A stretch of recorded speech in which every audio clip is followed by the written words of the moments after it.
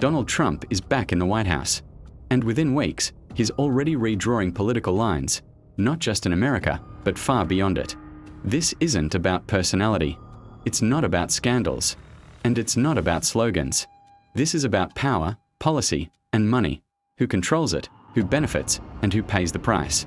Welcome to Money Unmasked UK.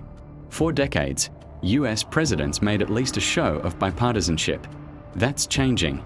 This week, Donald Trump broke with tradition by excluding Democratic governors from a normally bipartisan White House meeting. Republican governors were welcomed. Democratic governors were sidelined. Supporters say this brings clarity. Critics say it deepens division. But the real question is simpler. What does this signal to markets, allies, and institutions that depend on stability? Behind the scenes, something bigger is brewing. Congress is now facing a possible shutdown of funding for the Department of Homeland Security. At the center of the standoff is immigration enforcement.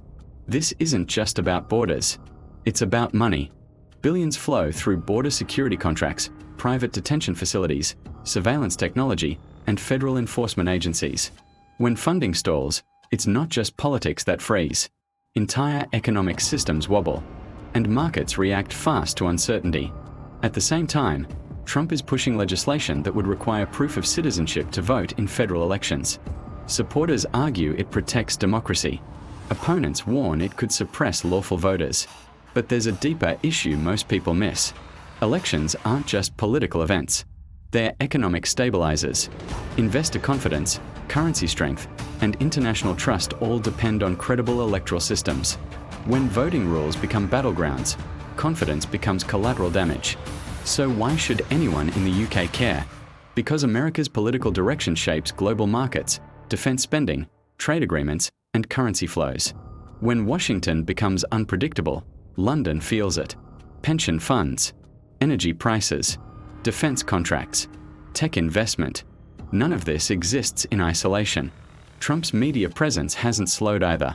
A recent UK broadcast interview sparked backlash after regulators declined to investigate claims critics described as misleading. Whether you support Trump or oppose him isn't the point. Narratives move markets. What leaders say publicly shapes perception, and perception shapes economic reality. Trump's return isn't just a political moment. It's a systemic shift. Less consensus, more confrontation, higher volatility. For some, that creates opportunity. For others, serious risk. At Money Unmasked UK, we don't take sides. We follow the incentives. And right now, those incentives are changing fast. Do you think this approach strengthens economic power or undermines long-term stability? Let me know in the comments. If you want calm, clear breakdowns of money, power, and politics, subscribe to Money Unmasked UK. No noise, no hype, just the truth, unmasked.